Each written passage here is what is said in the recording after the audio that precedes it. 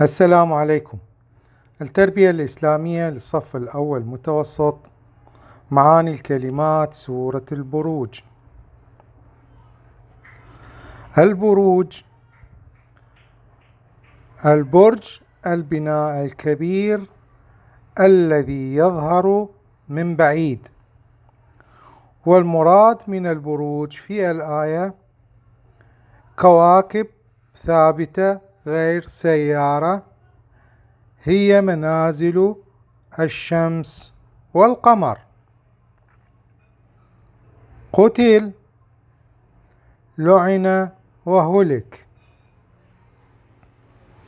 الأخدود، الشق العظيم في الأرض كالخندق. وما نقموا ما عابوا وما كرهوا. وما نقموا ما عابوا وما كرهوا.